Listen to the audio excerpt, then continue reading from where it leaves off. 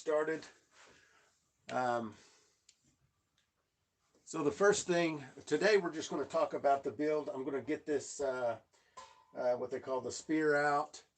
The spear's got to be removed, and I've never done it before, but I watched a few videos on YouTube University yesterday, and I think I got it. Yeah, daylight savings is here. So I'm gonna just grab the phone for a minute.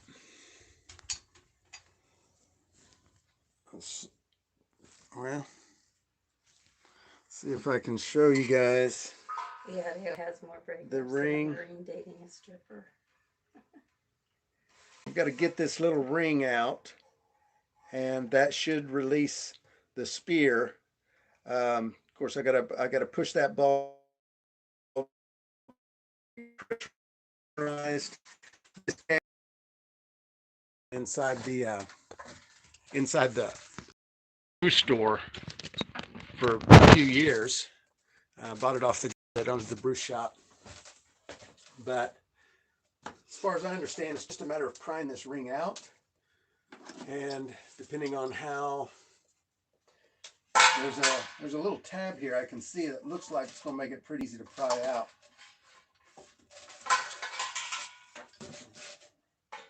And then just grab it.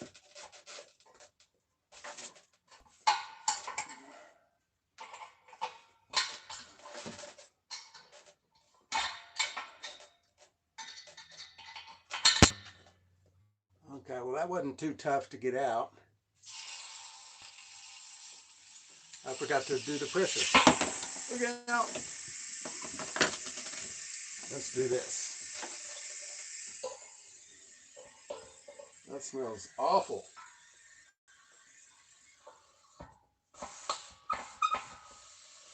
Yeah, there's a little bit of pressure there, but not much. What's up, Lucas? How's everybody doing?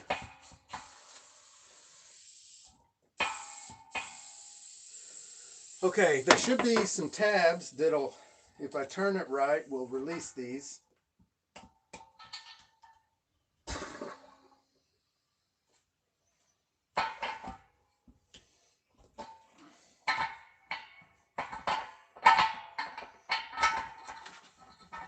Yeah, that wasn't too tough at all.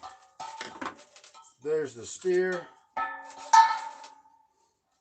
This is stainless steel, so we're going to hold on to that. We might find a use for that. And I didn't bring my flashlight, but this is probably filthy down in here. Yeah, it is. So that was a lot easier than I thought it was going to be. I thought I was going to be fighting with that for a bit. Make sure you lay the keg on its side when you depressurize. Yeah, that probably would have been a good idea. Thank you. So how we're going to do this in phases is we're going to build a column. We're going to build a 2-inch column, and we're going to build a Liebig condenser.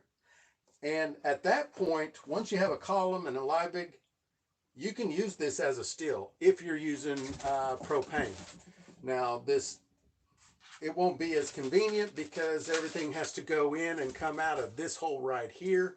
If we don't put a drain in it, if we don't put an 8-inch ferrule on here, it won't be real easy to clean. There will be, there will be some inconvenience to it, but as long as we have a column and a Liebig, this can be a still right now. So those are the two parts we'll do first. Next week we'll probably do the column, and then the week after that we'll do the Liebig, and then after that I've got to send the keg off to somebody to do the stainless steel welding for me, and I'm going to use an 8-inch to 2-inch ferrule that they sell on milehighDistilling.com. I'm going to pick one of those up, and then I'm going to put one 2-inch ferrule down in the bottom, and I'm going to use that for a drain because I don't use electric. But if you use electric, you might want to use put two ferrules down in the bottom, one for, uh, I'm lucky. I saw that. Yeah, story of my life. I am pretty lucky. So anyway, yeah, if you use electric, you're going to need a 2-inch ferrule at the bottom for your element. You're also going to want to put in some kind of drain just to make it easy to get everything out. So that's the plan for it. You could also, I mean, there's a lot of different ways you can do it. I'm going to build my column so that it's one solid piece rather than, what do you call it, modular, just for simplicity. But the only, to make it modular, all you got to do is buy extra um, 2-inch tri-clamp ferrules and just put ferrules on everything, and that way everything is modular and you can add and take from the column as you go along. For this first one, I'm just going to build one solid column, and I'm not going to worry about the modular design yet, and then I'm going to come back later and do some modular pieces. And so uh, that's what I'm going to do. What what happened, Ben? um, what's up, Uncle Charlie? Hey, Larry. So anyway, what do you guys think? You guys have any suggestions or any questions about the build? Uh, have you guys built, for those of you that are watching that have already built a keg, what did you do that you wish you hadn't done, or what do you wish you had done that you didn't do? Let's talk a little bit about that in the chat, because as far as the live stream today, this is all the building we're doing. Like getting that, I really thought getting that spear out was going to take a little longer. Paid 150 for a 15-gallon keg with a 4-inch tri-clamp a couple years ago. So it was, you bought it like that. Okay. Well, now it takes about $100 just to buy a keg, unless you're lucky and can find one somewhere. There was another guy talking about how he got one from a buddy of his who's a restaurant owner. So that would be awesome. That was a comment on Pat's last video that he uploaded. Just lurk around a bar, you just might find empty keg unguarded on a busy night. Yeah, probably so. Yeah. So yeah, I got this one for $50 at the local brew shop. And he's got another one there, and I'll probably buy it too, so that we can make a mixer out of, or maybe make another still out of. I don't know. You wish you'd have put a 6-inch ferrule in it just so you can get down in it if I need to. Yeah, that's why I'm going to go with an 8-inch ferrule on the top, just to make cleaning and stuff easier. I mean, a lot of people run these keg stills with a 2-inch opening at the top, so it can be done. I borrowed one behind. Oh, I guess I could. Yeah, they can't see you. Okay, there we go. Sorry about that, fellas. Filled it with water before I plasma my holes. I would have kept. Yeah, I don't even have a plasma cutter. Two 2-inch ferrules for heating elements. 4-inch off center on the top. Yeah. Mike Williams. Where? There's no. Oh, hey, Mike. Drain port at the bottom.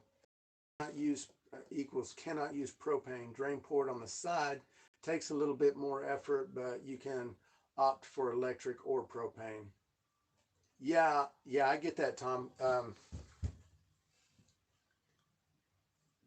wonder, if you put like a 3/4 inch rigid pipe drain on the bottom, could you still use propane? I'm not sure what you mean by the port doesn't allow you to have a propane. Are you talking about like a 2-inch ferrule I don't know. My new steel has more parts than I know what to do with.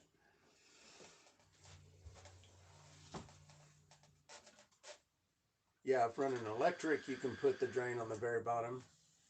And a lot of people do electric. I have an electric element that I got with my Mile High steel, and I just didn't like it. But then again, we live off grid, and for me to run 2,000 watts requires a generator, and our little generator did not handle it very well, so I was only able to get up to like 1,500 or 2,000 watts, really, or 1,500 to 1,800 watts. It took forever to heat up, and so I like propane.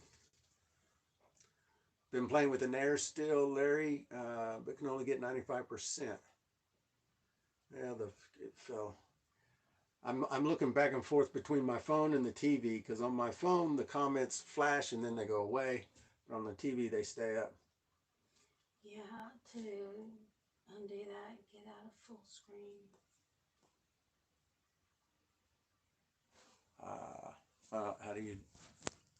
How do I do that? I don't know. You've already set up. Do it next time. Okay. A 1-inch valve on the bottom side of the keg, and I assume that's for the drain.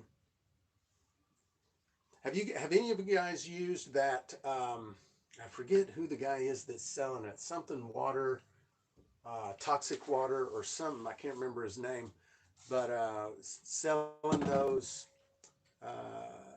weldless ferrules, no weld ferrules that with that special tool that you can tighten everything up from the outside of the steel. So even if you're using the 2-inch top, you haven't cut a big hole in the top yet, you can still get a no weld 2-inch ferrule down in the bottom. Has anybody seen that?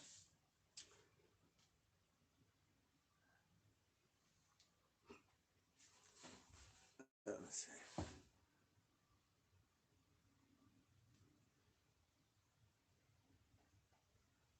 Using an angle grinder to try and catch the 4-inch. Virgin Live wants to know if there's any plans to do any other videos about off-grid live. Maybe. I mean, we've got the off-grid maker channel still, and I haven't put a video up there in a long time, but there are a lot of off-grid living channels. I mean, there are just tons of them. And so, I mean, we might. I'm not going to say we're done with it, but we do a lot more moonshine content than anything else. And you kind of don't have sideways. Well, you get very limited. Can't keep. See, you only get 3. Okay. You can't keep up with them. Okay, I just can't read that from here.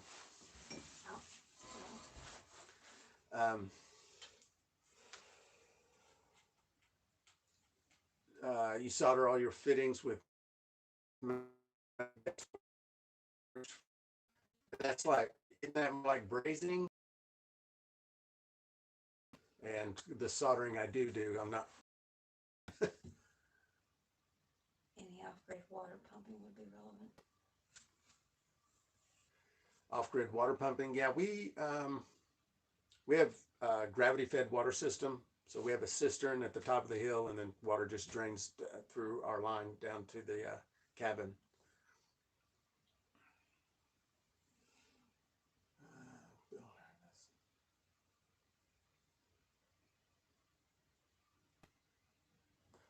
I already have drilled 7/8 hole for my drain. I used step bit to do that. Yeah.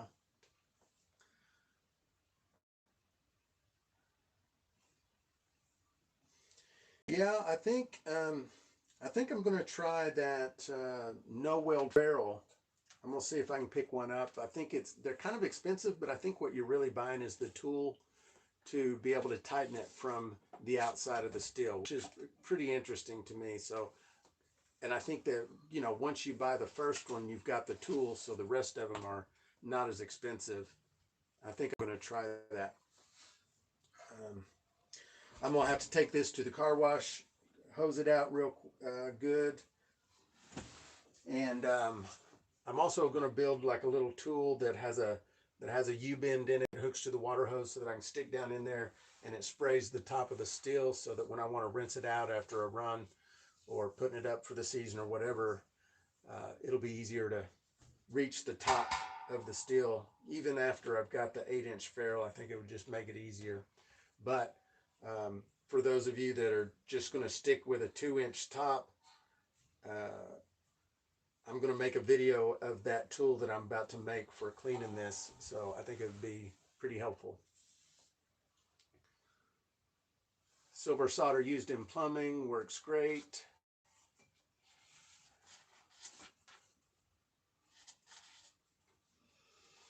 No, we actually have 2 ram pumps that I've built, but our creek doesn't run year long.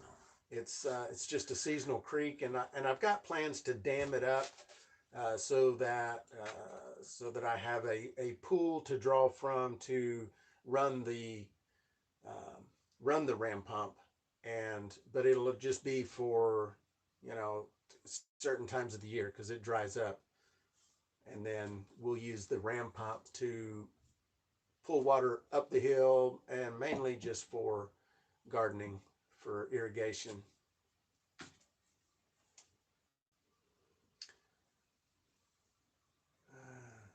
I want one of those CJP clean in place ball things to clean the still. Yeah, I don't even know what that is, Uncle Charlie. CIP? Is it CIP?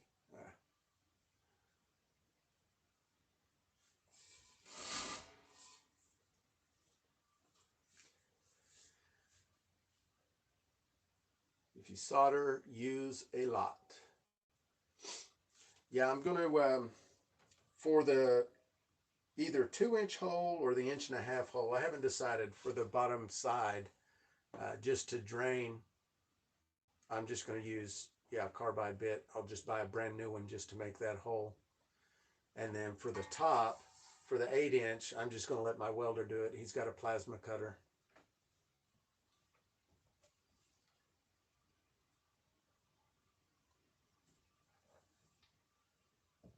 Eight-inch opening always allows great access for cleaning. You'll be happy you went with Mile High.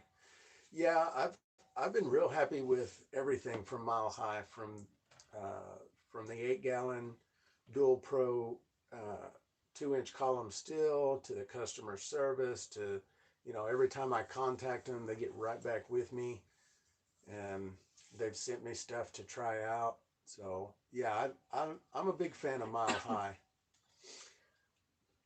Will silver solder work on stainless steel or just copper?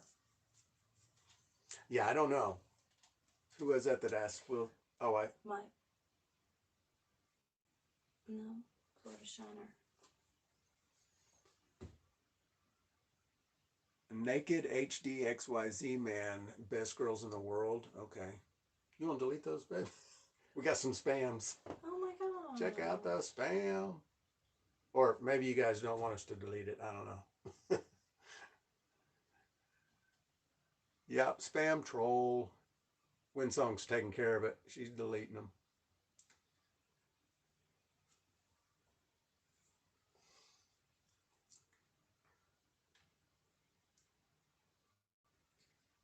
Okay, so put user There we go. out. Yes, deleted. Yeah, they're gone. I still see them. So on the stainless, I have heard, and again, like I said, my soldering skills are not all that great, but on the stainless, if you're trying to solder or braze, I think it was Jesse on one of his videos was saying that you have to use the liquid flux, that the paste doesn't work as well. Is anybody aware of that?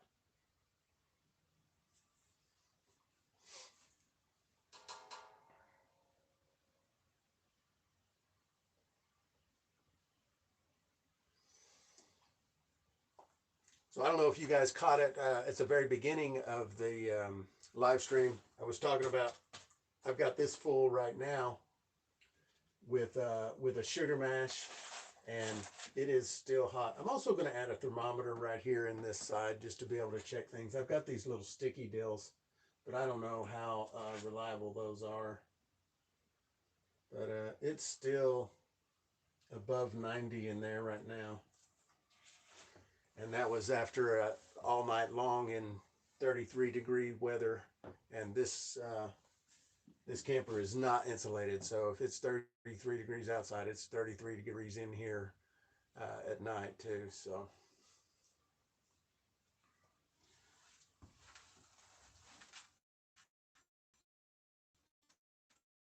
I'm making my steel to a TIG welder, and if anybody's I just started stopping at shops to see if I could get someone to do it. It took 2 shops. The second one was actually a boiler company. They work on boilers. And so I figured they probably had a fabricator there. And there was a guy there said uh, he would do it for a little bit of cash and some trade. So that's going to work out well. Uh, well, originally he said the original price was, he said, I'll do it for $500. And I was like, man, that is way outside of my league, and there's no way I can do it. And so um, eventually it came down to $100 and a quart. Was a quart? I think, yeah, $100 and a quart is what it came out to, and I figured I'd pay that.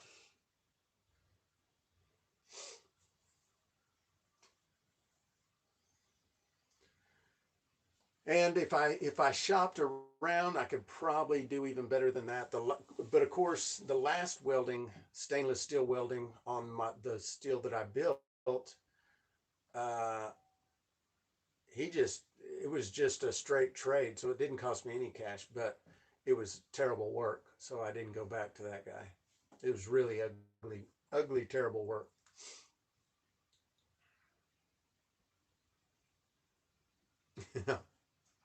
Well, of course, I do trades all the time for all kinds of stuff.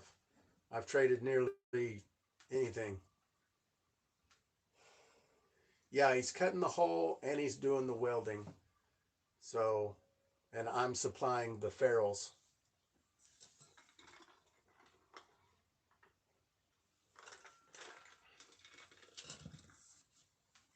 Would it be easier for you guys if I read the questions out loud when I answer them, or are you guys able to follow me as I just kind of read them off of the TV and answer them?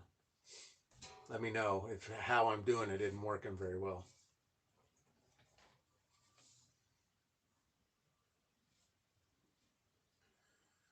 Should have a couple of new videos coming out this week.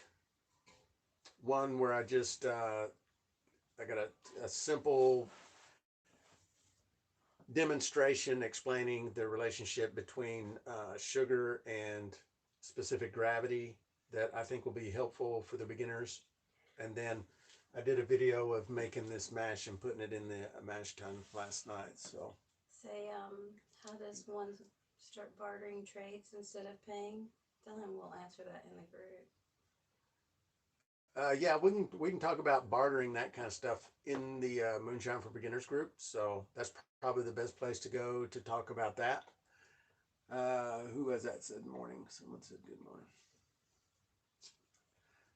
Down. No, wrong way. Wrong way. Oh, hey, Ray. Good to see you, brother. One of the MJM is over here in the house. How's Tater today?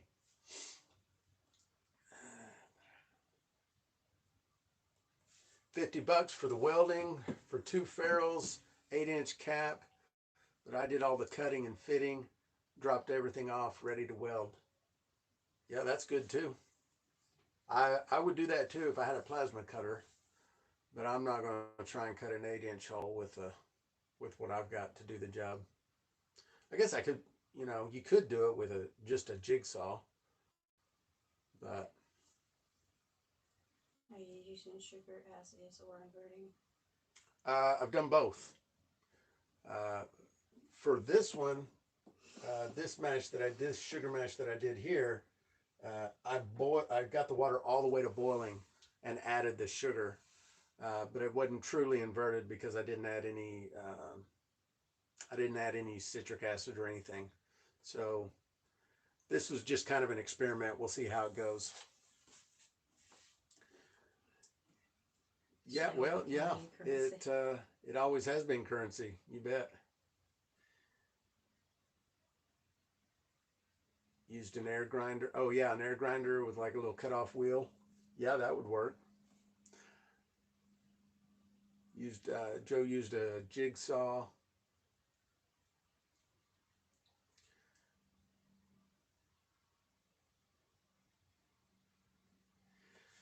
Yeah, so I haven't owned a keg still. We've been wanting to build one of these for a while, and we finally got this one. So we're pretty excited about it.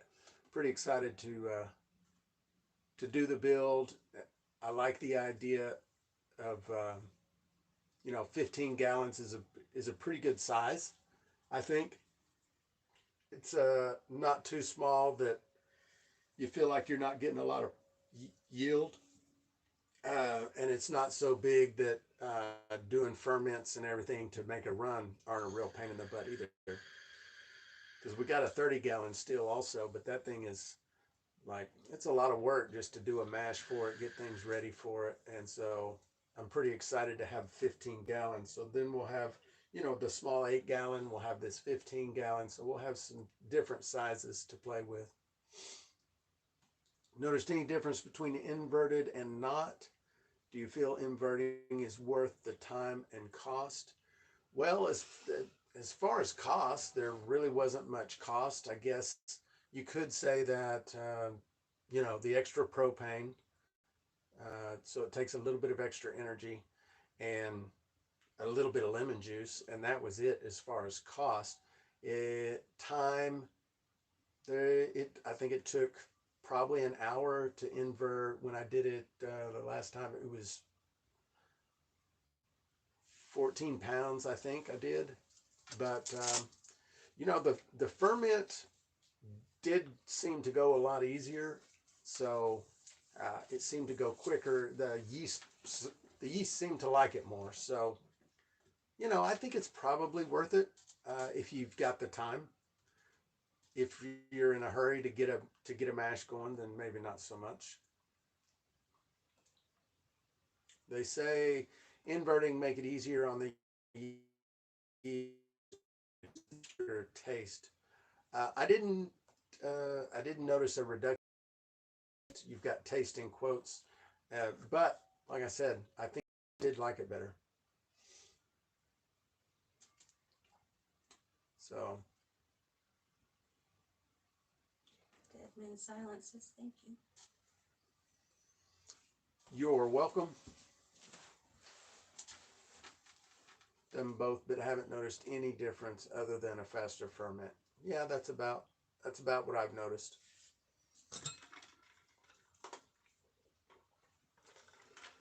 Mm.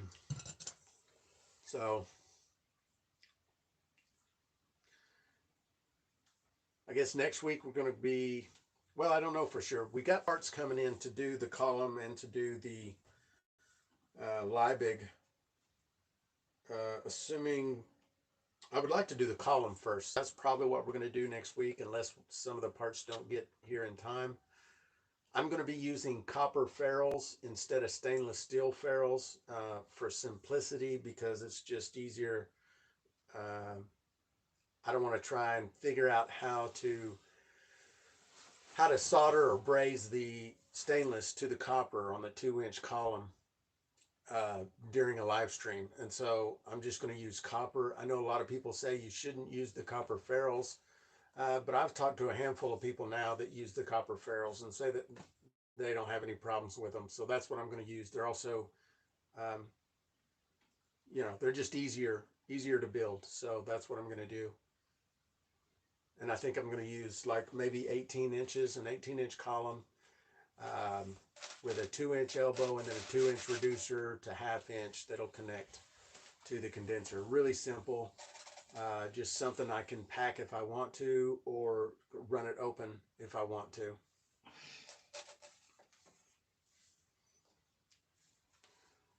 Throwing a little Cairo syrup with a sugar wash makes a good flavor. Okay, well, I've never tried that. I'll try it.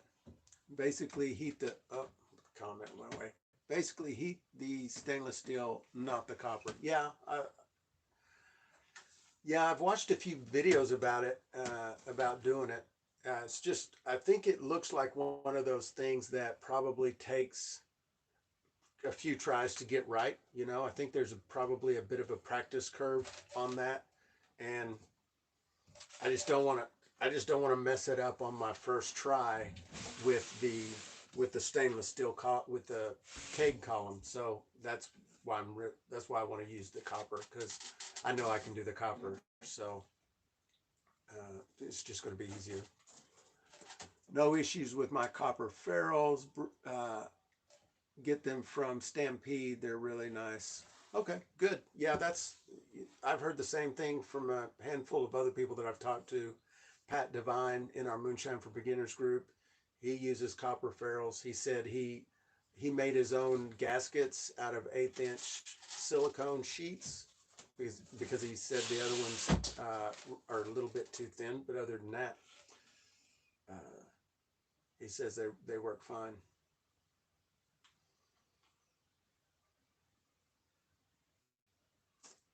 George's secret ingredients on his saddle men's cut is corn syrup. Yeah, I've actually never used corn syrup, so I don't know. I will. I've got 100 different experiments yet to do. Copper ones are easier to connect. The stainless steel holds the heat, and the copper actually sucks the heat from the stainless. Yes, it's better to be safe than sorry. Yeah. Todd at Stampede has been fantastic to work with when I've needed some help. I haven't used anything from Stampede yet, but I'll give them a shot. Stainless takes more heat. That's what I've heard. The copper will warp and deform before the stainless steel. Yeah, and that's the kind of stuff I'm talking about. It just seems like there's, you know, a practice curve, like I said, to get it right. And since it'll be my first time, I don't want my practice curve to happen on the cake steel. I'm going to have to learn how to do it at some point, and so I'm sure I will get into some practice pieces. How do you clean the copper ferrules with a patina when is attached? Well, that I don't understand the question, Tom. How do you clean the copper ferrules with a patina when it is connected? Attached. Uh, you unattach it. Like, I don't know, attached. Like the copper ferrule will be permanently attached to the 2-inch copper column, and in that case, you just clean them both together.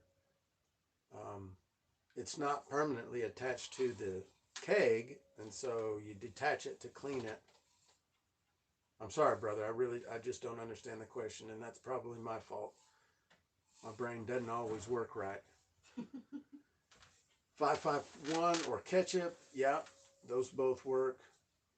Uh, I like the back set that Wayne Herbert shared with me. That works real good. Citric acid works real well. So, vinegar run. Yeah, we'll surely be doing a vinegar run after this build is complete, and we'll do a sacrificial run.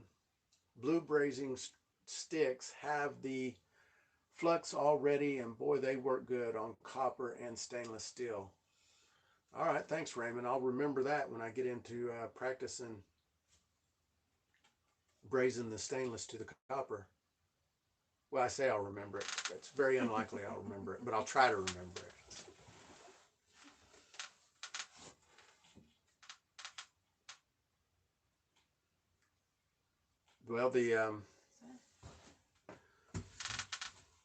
Well, I think I'm gonna call this one a day.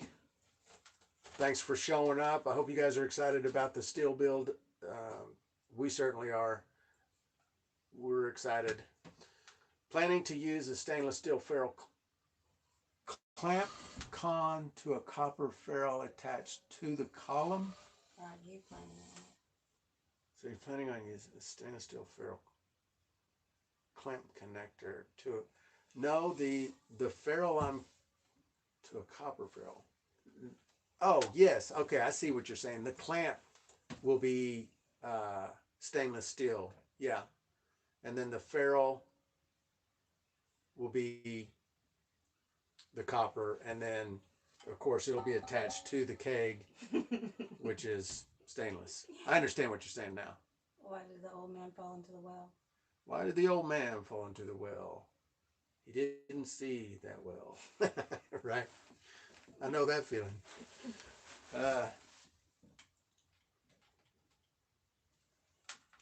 If you're brazing copper ferrules, usually when cleaning copper packing, you use 551 or vinegar solutions and soak it. How would you do that if it's attached? Wow, I'm still so lost, Tom. I'm sorry, brother. So the column will only be made of copper. There'll be nothing on the column other than copper. And so that can be just soaked in a tube with, like you say, 551, vinegar, citric acid, back set. Got it. I understand. Okay. Okay, good. I thought we were on two different pages. I was so confused. I'm sorry. A B tank and blue sticks equal good weld. Cool. Answer, vinegar run. Yep, we'll do a vinegar run. A cleaning run does its cleaning in the vapor form.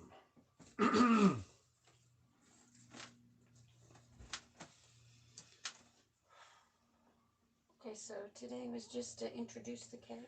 Yeah, today was really just to get that spear out, which I thought was going to take longer. That came out amazingly easy. And then just to kind of go over my plan for the build. That was all today was about. So unless you guys just want to hang out and ask questions and talk about stuff, yeah, I can do that too.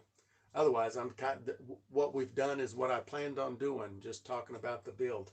What do you guys think? You want to hang out and chat some more?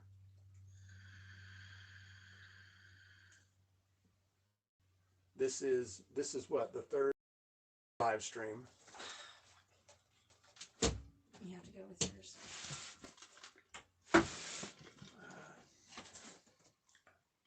Deadman says, sure.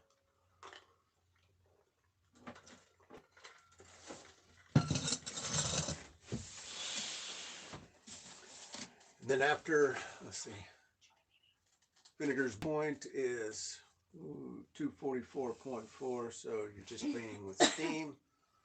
Old wives' tale. Have a good day, Florida Shiner. Off to work. See y'all over on MeWe. All right, Florida Shiner. See you later. For those of you that are unaware what he's talking about, seeing you over there on MeWe, we have Hi, Joe Stillwater. See you later. We have a Moonshine for Beginners group on MeWe.com. There'll be a link down in the description. Not that link. That is more spam. So it's your call. You're giving answers.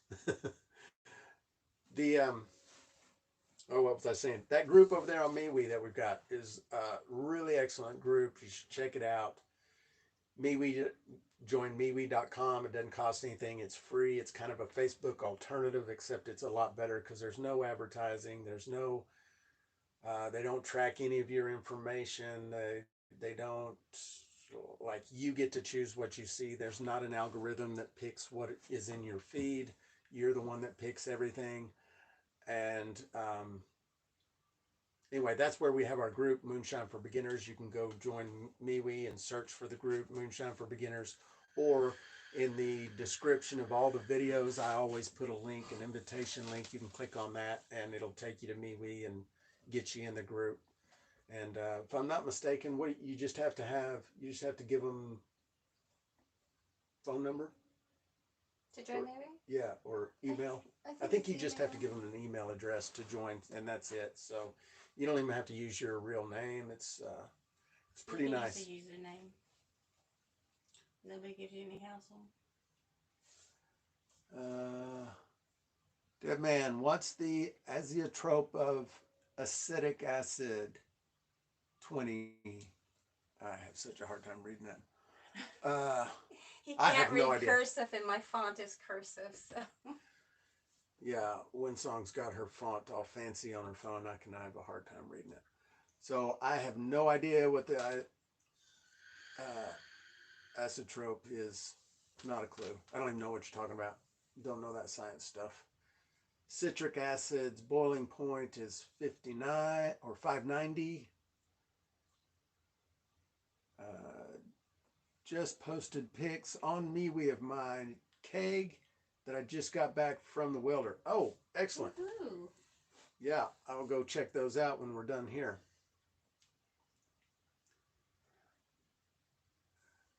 Raymond Utter says, thanks, Uncle Charlie. Azeotrope is 158. What does that mean, Uncle Charlie? I don't even know what you're talking about. Enlighten me.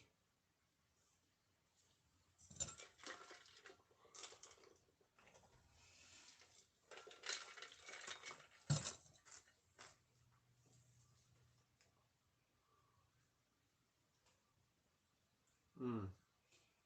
Is Uncle Charlie on MeWe?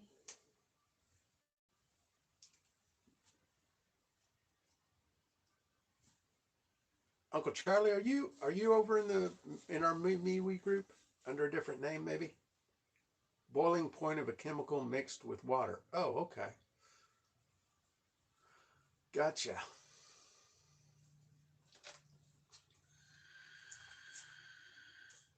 Not yet. Okay. Um,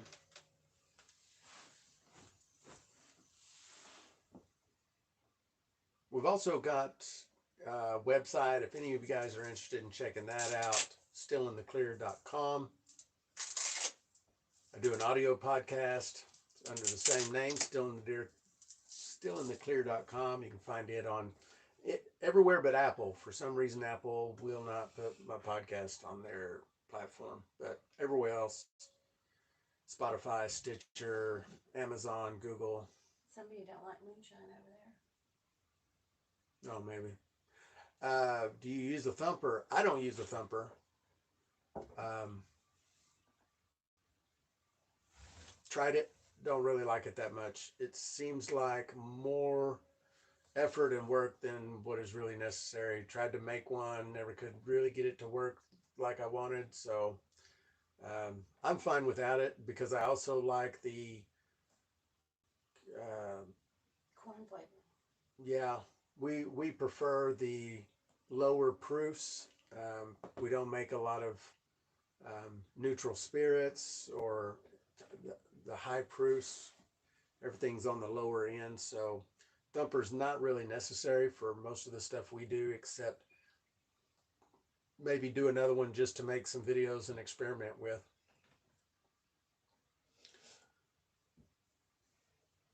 The isotrope is why ethanol boils closer to 200 in a still than its purely boiling point. Okay, gotcha.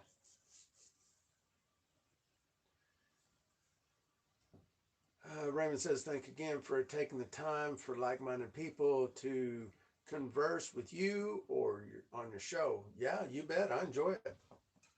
Yeah, as long as you guys enjoy it and keep showing up, I'll keep doing it. This live stream to kind of shine along, build along, kind of do stuff, talk about it. It was just kind of an experiment. We'll see how it goes. If you guys like it, I'll keep doing it. I have I have not distilled agave yet. I would sure give it a try. There's Tomcat. Hey, brother. What are your thoughts on using glass jars that are sold as thumpers? Um, I think you have to be more. Once, right? Yeah, we made one. I think you have to be more careful. I think the glass can pose more of a problem if you're not paying attention to pressure. Um, but you know, they also act as a sight glass that gives you the ability to see problems coming if you're getting too much water in there, maybe getting some buildup. So yeah, I wouldn't be opposed to using them. A lot of people use them. I think you just have to be a little bit more careful with them because it does pose a danger because it's glass.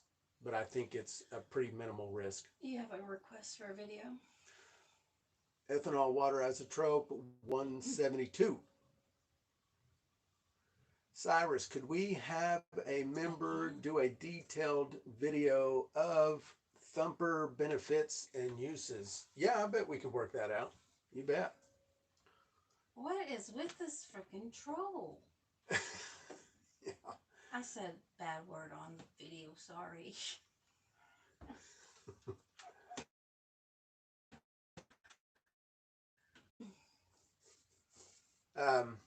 Yeah, I got some spam in there going on right now. But yeah, we could get a video for a thumper and thumper benefits. I could do it, or one of our other members could do it. Either way, I know of a couple of members in the group that run thumpers. Fried spam. We've all said worse, Uncle Charlie says. Hide user on this channel. There we go. I'm guessing that's why you jump the first jar of the run, so no one goes blind with the low temp steam. Dang Russians, Mike Williams. Oh, is that who's spamming us? I like spam, just not that kind. Not a big fan of spam. I like fried spam. Fried spam is okay. Ew. Still in old school. There you are, Baba. How you doing, Denzel? Someone was just asking if we could do a video on thumpers. Maybe you might want to do one of those. What do you think? You just got a brand new thumper, didn't you? Well, 30-gallon thumper. I can't remember. How big is that new thumper you just got, Denzel? What are your thoughts on slobber boxes? Never used a slobber box. Don't have any thoughts on them. Anyone else have any thoughts on slobber boxes?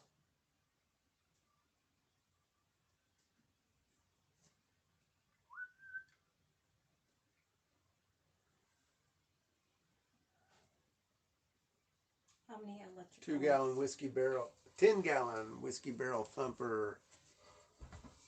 How many electric elements are you using in your keg? I'm going to use propane. I'm not going to use electric. I prefer propane. If I was going to do propane, I would use either two 110 elements or I'd use 220 element. He's been giving it a lot of thought. 10-gallon whiskey barrel thumper. 10-gallon whiskey barrel thumper, yeah. Yeah, I think that'd make for a great video. What kind of clasp is on the back of that hat? Oh, let's see. It's an adjustable button. This is a snap button. You can adjust it and it just snaps. I didn't know there was a snap on it. I was just forcing it.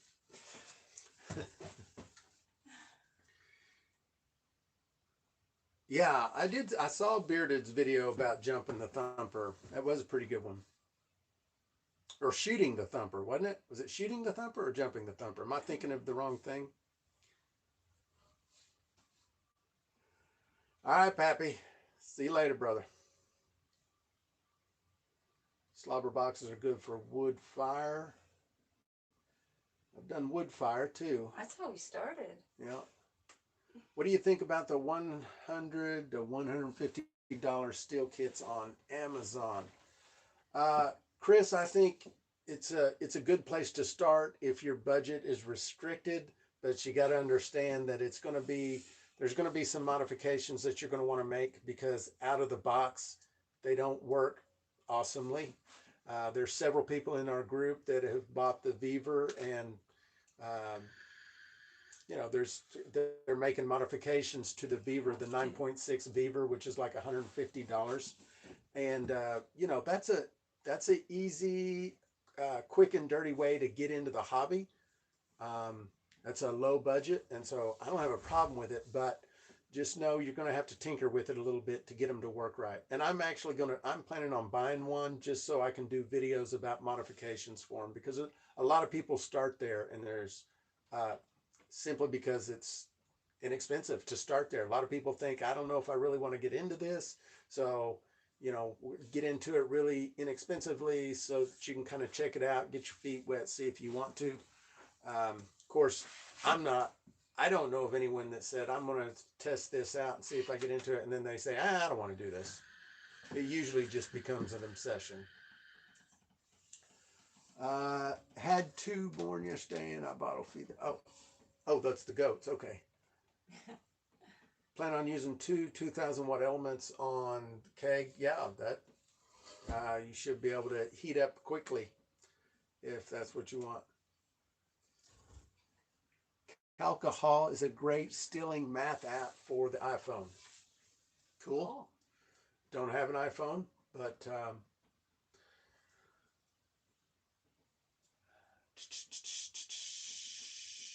Charlie says Slubber Box has a blowover prevention. That was for Charlie. For Wolfman, 120 volt elements. Thank you, sir. I'll grab one. Yeah, I'd grab one. It's a very inexpensive way to get into the hobby, and then like I said, you're going to spend some more money, and you're probably going to buy a bigger still eventually, and that's good. Just in time to be late. One video where I built one. Are you talking about building one or using one? I've got a pretty good video on building one. What is it you're asking exactly, Marty? What kind of video about proofing the parrot? Detailed. Detailed on using or building? That's what I said, detailed. Okay. Hey, Corey, what's up, brother? Just in time to be late. No worries. Yes to my plans. Still an old school says, I've never ran without a thumper. They bump up the proof for low gravity matches while passing along more flavor. If you start with high gravity, a thumper isn't needed. I think slobber boxes originally were used for puking steels in the old days. That makes sense. That would solve the puking problem, wouldn't it? That's why it's called slobber. Oh, is that why it's called slobber box? Have you considered using a rocket stove to heat? I've considered using a rocket stove for nearly everything. I love those things. Oh my gosh. Fresh ripe tomatoes. Yeah, we had Christmas Day. We had a greenhouse where we used to live that we put a rocket stove mass heater in there, and it worked so good. We were eating fresh tomatoes on Christmas. Have you considered in use one almost as simple as propane? Yeah, I'm sure they would work real well. I might try that just for fun. I don't know where I thought one of those Chinese stills, I bought one of those Chinese stills off eBay to get started, just 5-gallon one. Yeah. And have you already used it? Scroll back down, babe, to that last one. Hey, Pappy, have you already used that 5-gallon? Do you like it? You wish you hadn't bought it? Did you make modifications? How'd that go? Hugh from Maryland. Hello. Where everything fun is illegal. I hear you, brother. Uncle Charlie says he may be wrong. Nah, probably not. The Beaver I'm going to buy is the one that has a fitting like on the keg still. Oh, okay. So, I think I know which one you're talking. Does it have the like the conical column kind of thing? Is that the one you're talking about?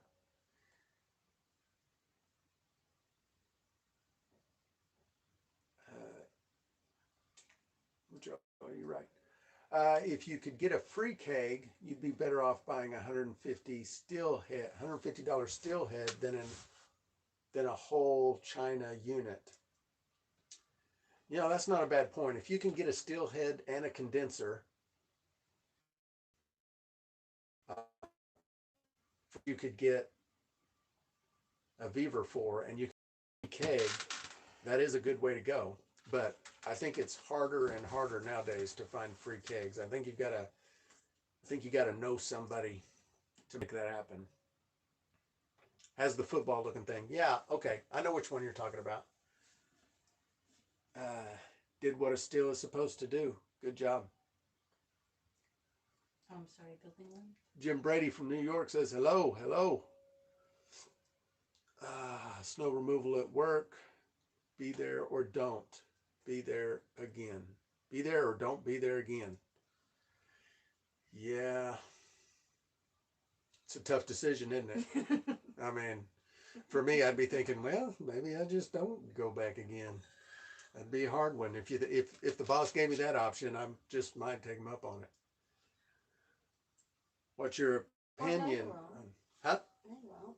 I'm the boss. Oh, Winsong says no, I won't, because she's the boss. What's your opinion on a proofing parrot? I think they're just convenient. I don't think they're necessary. I think they're convenient. I don't worry about all the talk about the what do they call it? Not bleeding. I can't think of the right word. Where the different layers of alcohol are moving through. Shoot, I can't even think of the right word for Would it. you like right another now. cup of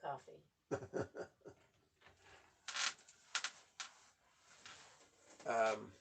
Anyway, yeah, I built one just because I wanted to build one. I don't hardly ever use it though.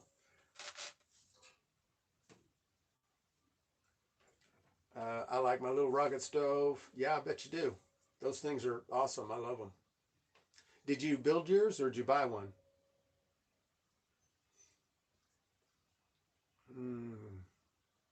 Pappy says, yeah, I used it a few times. Must like it. Did what it was supposed to do, apparently.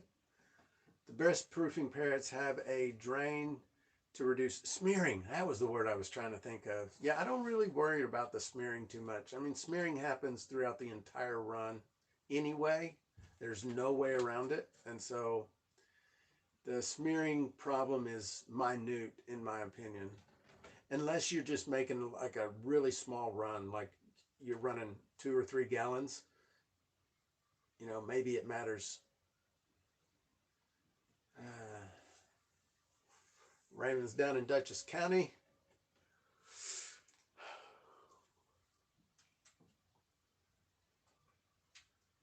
Uncle Charlie is use a red brick one I made, but I love it. No smoke, all heat, very little wood consumption. Lucky, yeah, they are really awesome. That one in our greenhouse, you couldn't even you couldn't even tell when it was running or when it wasn't when you were outside looking at the flue. No smoke. Like just zero smoke. You could kind of see the heat waves. That was the only way you could tell if it was running inside the greenhouse. Do you remember when you held your arm over the top of it and it blistered it? Singed all my hair. Yeah. I got big white oaks and hickory. Awesome. Scroll back down. I missed one, I think. Football looking thing. It's 18 gallon. Yeah. It's pretty simple to use, just too small. Gotcha. Running your 8 gallons today. Apple brandy. Good deal. Mommy. Stupid autocorrect. I not is. I love that autocorrect. What's up, Wayne? Good morning. Richard, they came at different sizes, and I just bought smallest to get started. Bought? Bought smaller. Okay, gotcha.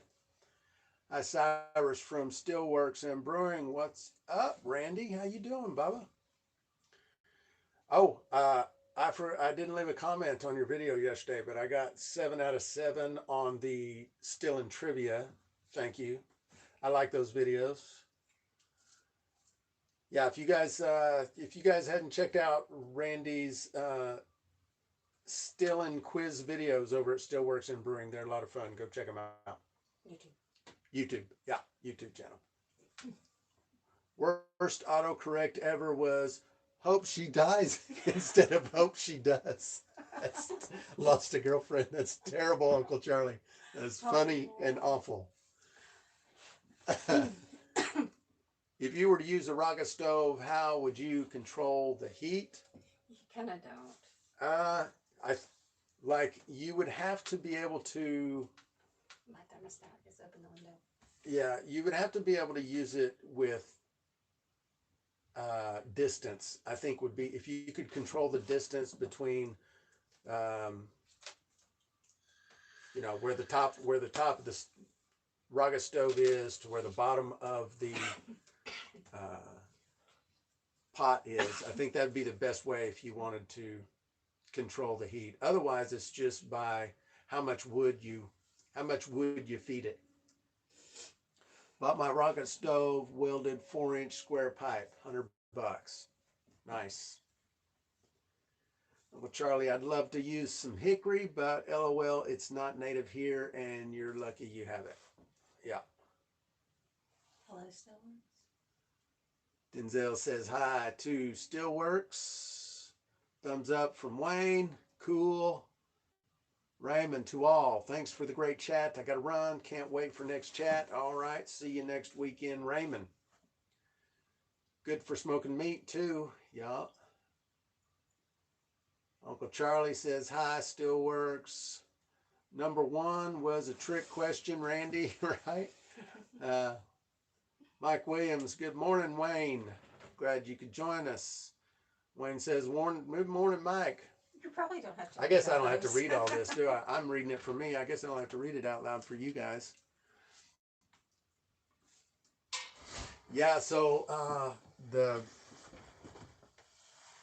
I thought the first Still in Trivia, I thought one of the questions had 2 answers, and I don't remember what it was, but I got a 6 out of 7 on that one because something about hydrometers, and I don't remember what it was now. A metal bar could be used as a flame deflector for the rocket stove. Yeah.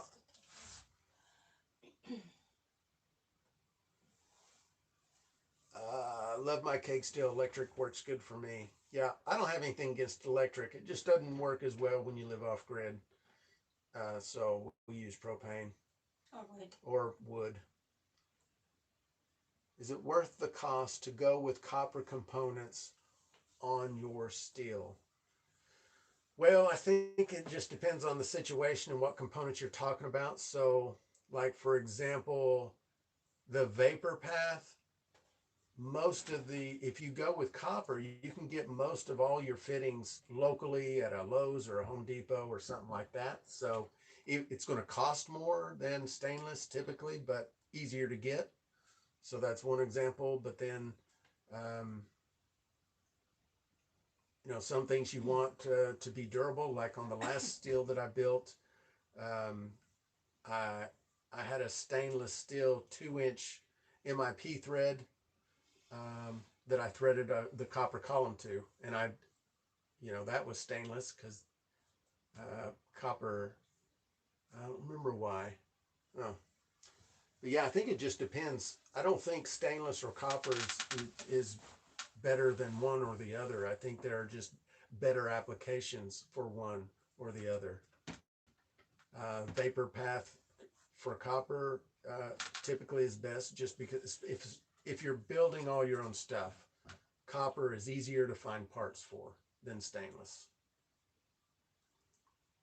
But like this keg build, I'm going to use a copper ferrule for the tri-clamp because it's easier for me to do, but it's going to cost more than if I bought a stainless one. So just another example. It just depends on your situation, I think. So how is the insulated fermenter working out?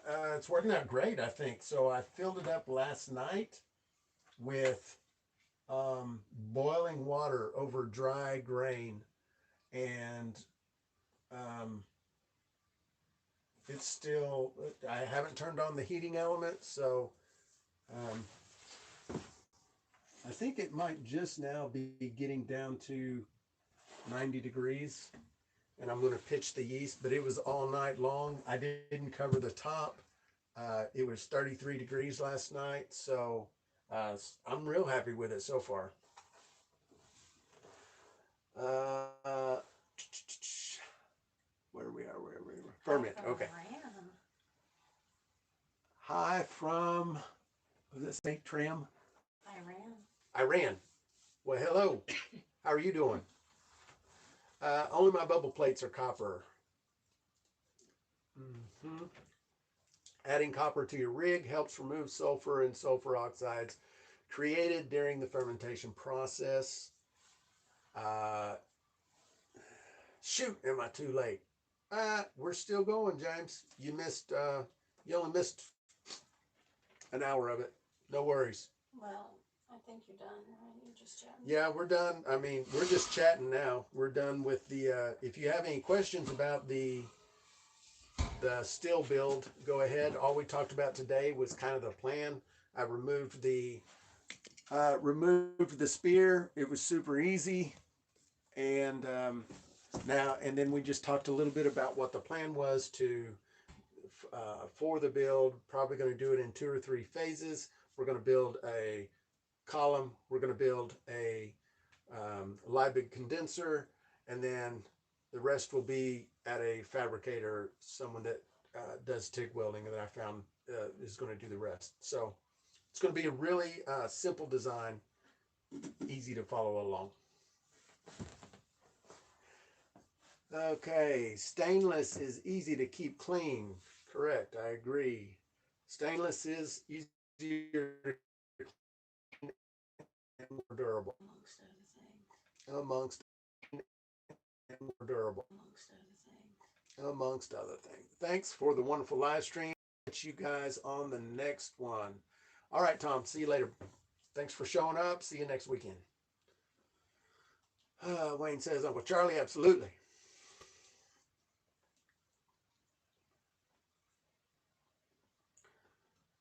Also, what mash you run caused the use of copper is specific to sulfur removal. Oh, that's right, daylight savings. Well, my phone just changes automatically, so I don't miss it anymore.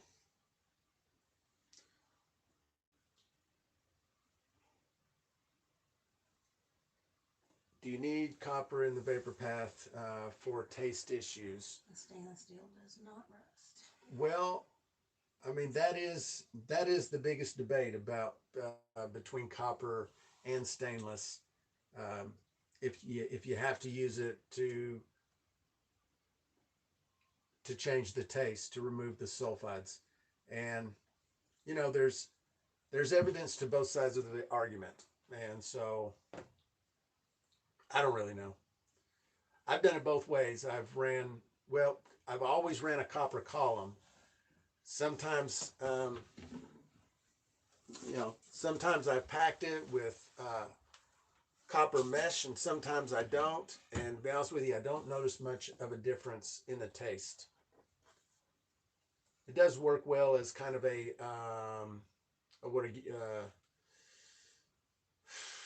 passive reflux. Packing the column does.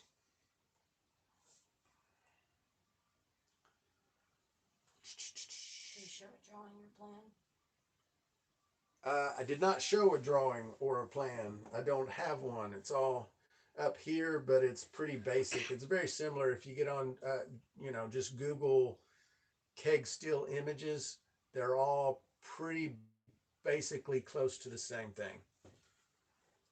Don't argue copper. People get heated on that one. Don't argue copper. Yeah, I know. I mean, yeah, I get that. Yeah, bringing up copper and the differences between copper and stainless is like, you know, talking about church, I think. Religion. Highly Spirited's in the house. Hey, brother, what's happening? Lovely stuff, buddy. Great to see your work and that everyone is enjoying this live feed. Mastery, sorry. Shame I turned up late. Do what? Did you see that? I don't know. Did I see what? Top. Sorry I was late. Probably missed quite a bit. Yeah, we've been chatting for a while. That's all right, though. There's a replay, too, if you want to catch it on the replay. Most of it is us just chatting in the chat, people asking questions, me pretending like I know answers. You know, it's just basic stuff. You never know what you're going to say. Hey, Highly Spirited, I liked that Blackberry video. That was a good one.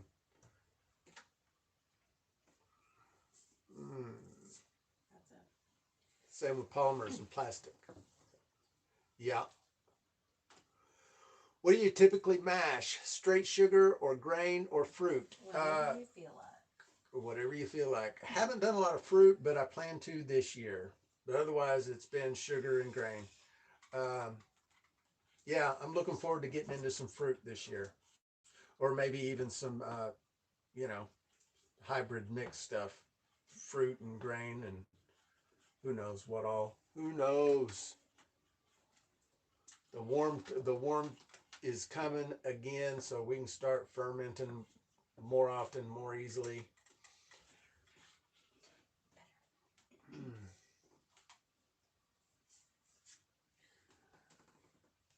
Bill Irwin says, still works in brewing. Thank you. I was planning on doing the same.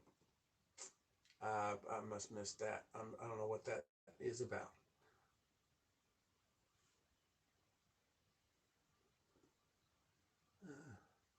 Charlie's an engineer with over a decade with polymers, getting called a dangerous idiot every time I give my 2 cents.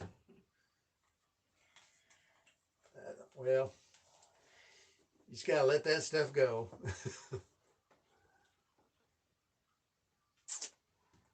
Don't know how to read that.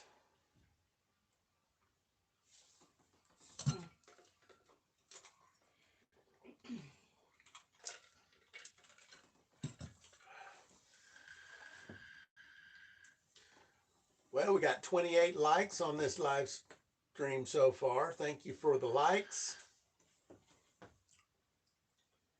Highly Spirited, are you in a beard competition with Jesse? There is no competition. Mine's much better. Why is it telling me Uncle Charlie steals helper with you? Because he said that's Russians? I don't know. What happened if you use bakery yeast in your sugar wash? You'll make alcohol. Baker's yeast works also. They're people who use it swear by the flavor that it provides, that it's different.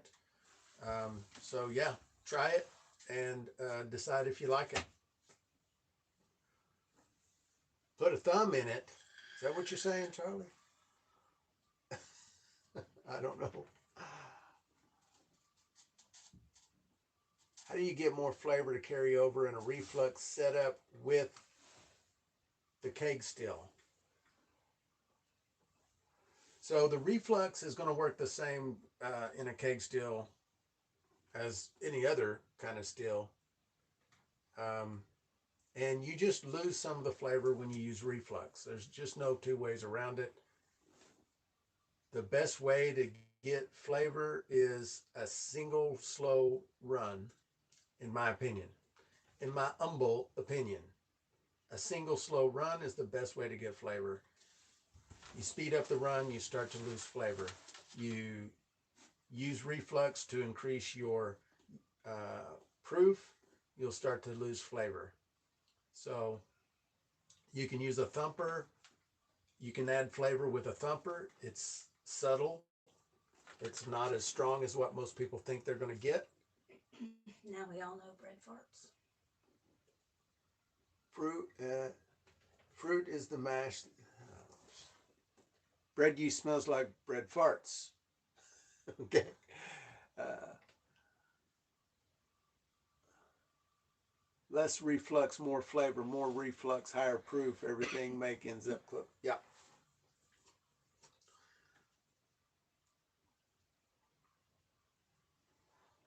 Great live stream by Mike. See you later. See you later, Mike. See you in the group over on MeWe.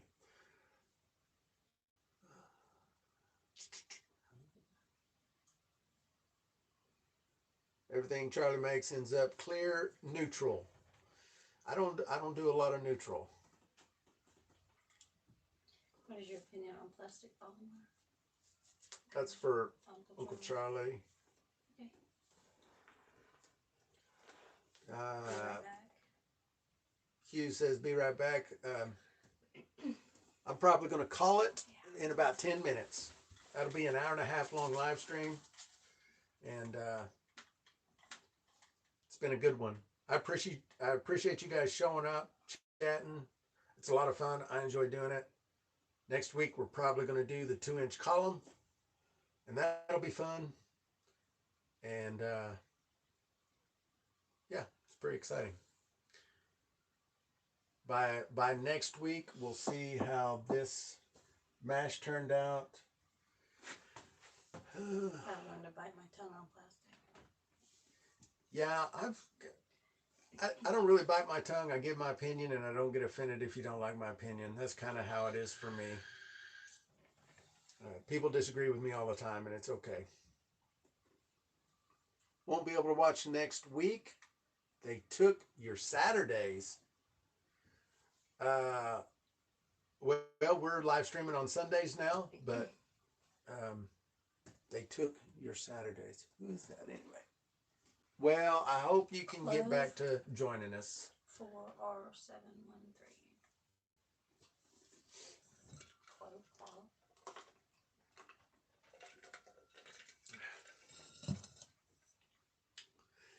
I enjoy the live streams. If you guys have any ideas or suggestions for the live streams, that'd be cool too. I'm kind of making it up as I go. Good luck with the build. I'll be watching the next installments for sure. Cool. Awesome. Thanks, Highly Spirited. What the fuck? Today's Sunday. Yep, today is Sunday. You lost today. Thanks for the live stream. You're welcome, Bill. Thanks for being here.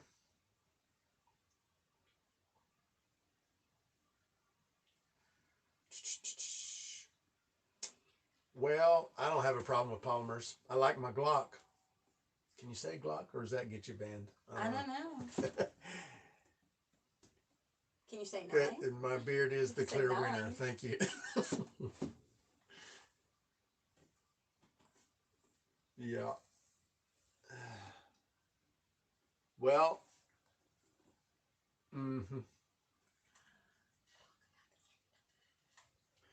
Well, I don't know what else to say about the bill.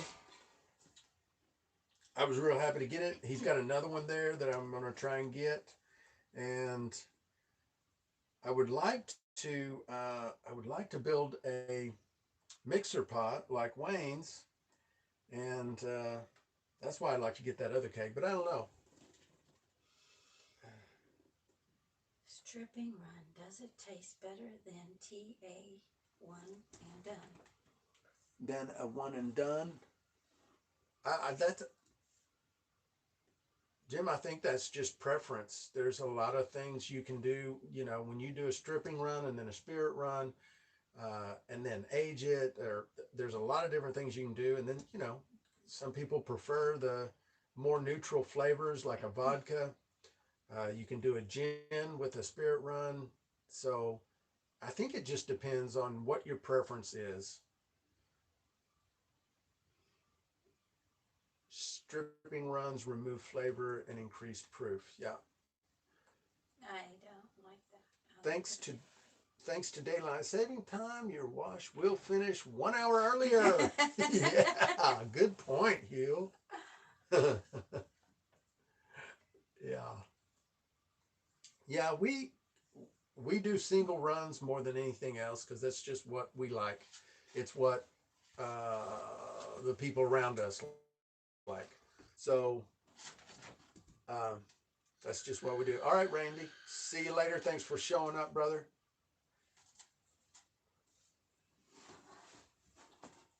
Yeah, we're about to get out of here also.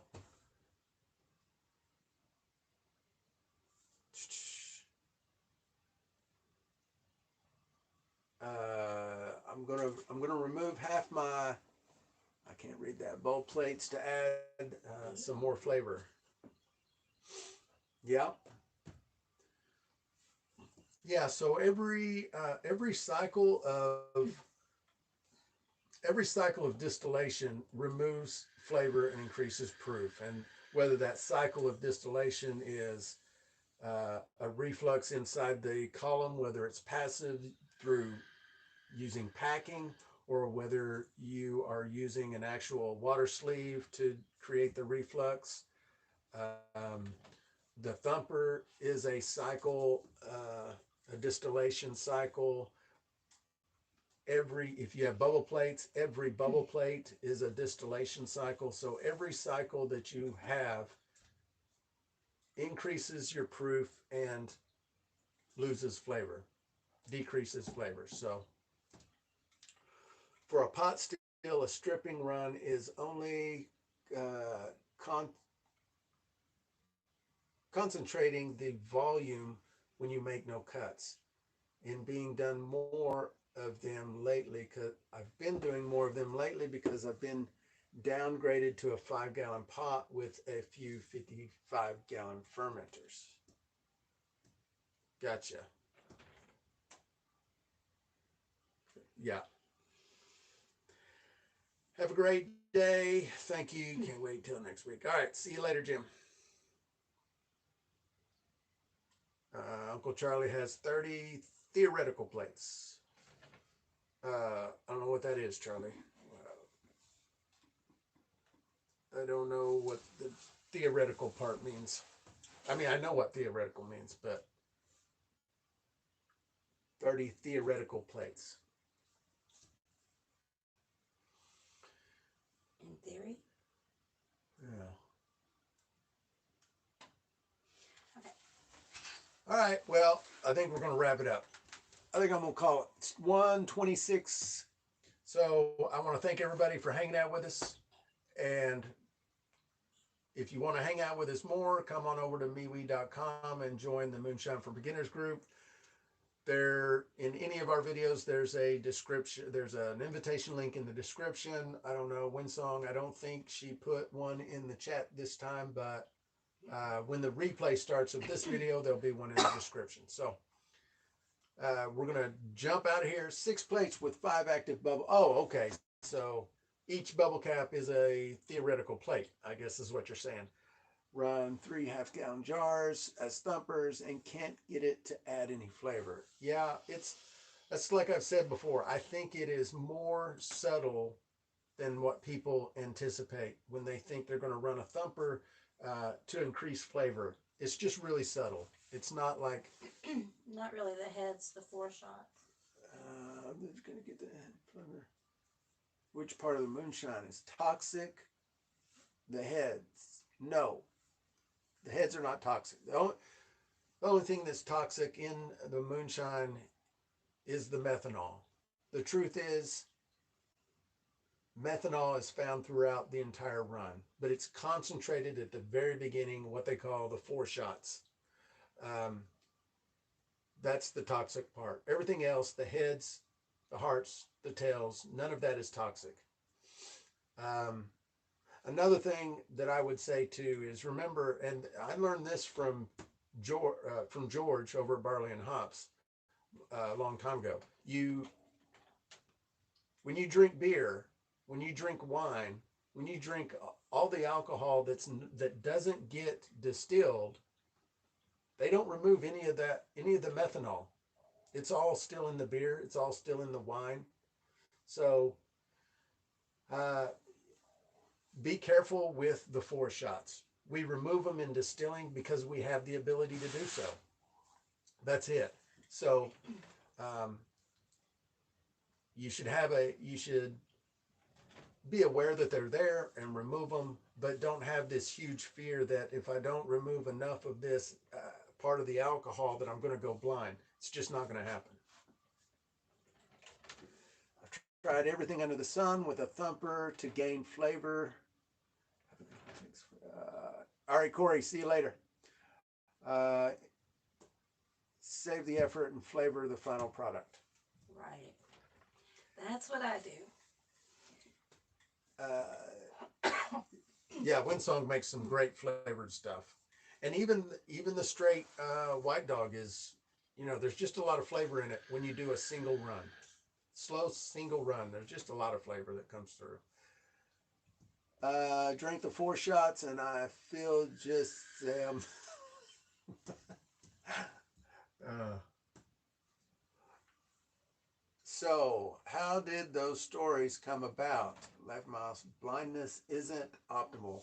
So, um, if you concentrate the four shots, so if you're pulling off four shots and you're pulling off four shots and you're redistilling and adding four shots and adding four shots, you will accumulate a lot of the methanol to cause problems. Yeah, if My you're gonna go personal blind opinion, from it, you gotta really work at it. yeah, you've almost got to be trying it. My personal opinion is government started those stories. That's what I think. I think uh, the prohibition people started that stuff. Still an old school says Winsong's advice on flavoring is the bomb. Thank you. Yep, yep, she knows her stuff on that. Four shots are deadly. Heads are hangovers. Hearts are preferred. Tails are taste and trash and oils. Okay. Uh, well,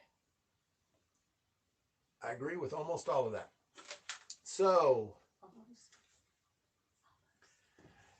so you would damn near have to maliciously try and poison someone. Yes. Definitely. Yes, that is my belief on the subject. And if you listen closely to George at Barley and Hops and even Jesse, they agree. I save my four shots as octane booster, right? Yeah, we use it as degreaser. The methanol we remove in distilling is still there in beer and wine, just not as concentrated. Right. So it would be like when we take our mash, we separate the grain, we have wash. It would be like taking all that and bottling it, and it's beer. All the methanol is still there. When we distill it, we just have the ability to remove it, and so we do. I agree about how the story started, like Harry Palms. Right. Yeah, it's just a scare tactic. Just that's all it was. I would look like Bigfoot. Right.